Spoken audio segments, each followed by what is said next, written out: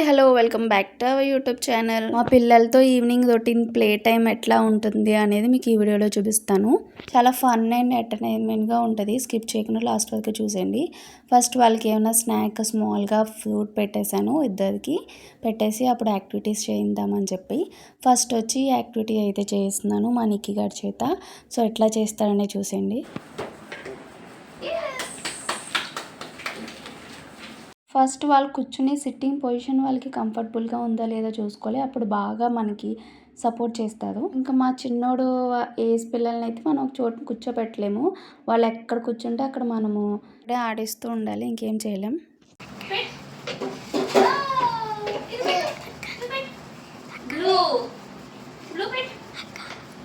So మా ఇద్దరు పిల్లలకి at a time one activity నేను చేయించలేను. ఎందుకంటే ఒక్క టాయ్ ఇద్దరిని ఆడిస్తే ఇద్దరు కొట్టేసుకుంటారు. సో అందుకే విడివిడిగా వేరే వేరే టాయ్స్ ఇచ్చి ఆడిస్తూ ఉంటాను.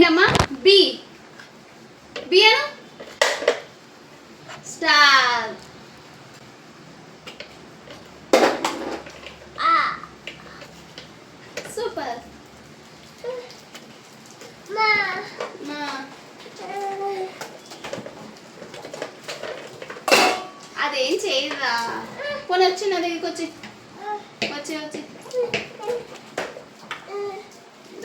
అండ్ ఈ మధ్యన కొత్తగా మనకి ఇక్కడైతే ఈ బొమ్మతో కూడా బాగానే ఆడుతున్నాడు. సో ఈ మిషన్లోకి కార్డ్ అనేది ఎంట్రీ చేస్తే ప్రొనౌన్సియేషన్ అనేది వస్తూ ఉంటుంది. ఇది కూడా బాగా యూజ్ అవుతుంది.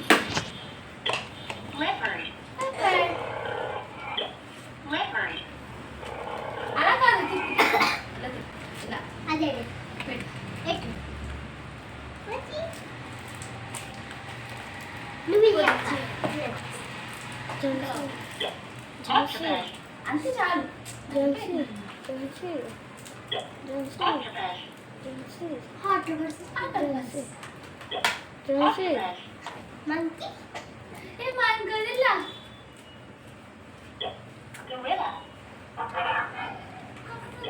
మా నిక్కీగాడు వచ్చి ఏ టాయ్ అంటే ఏ యాక్టివిటీ కానీ ఏ టాయ్ కానీ 5 మినిట్స్ కానీ ఎక్కువ ఆడు.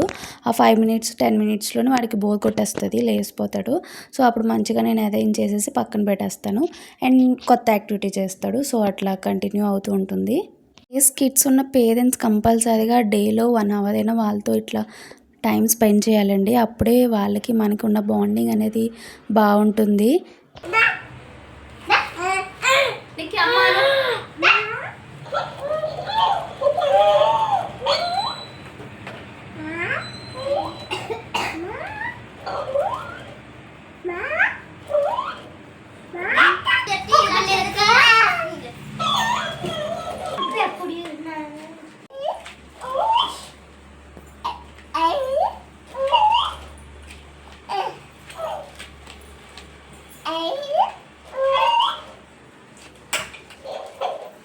అయ్యో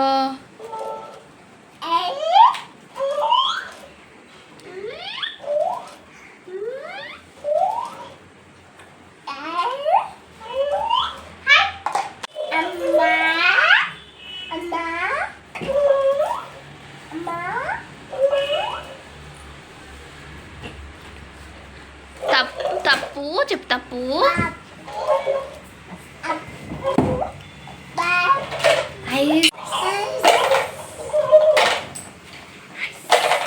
తోకాళ్ళ బుక్.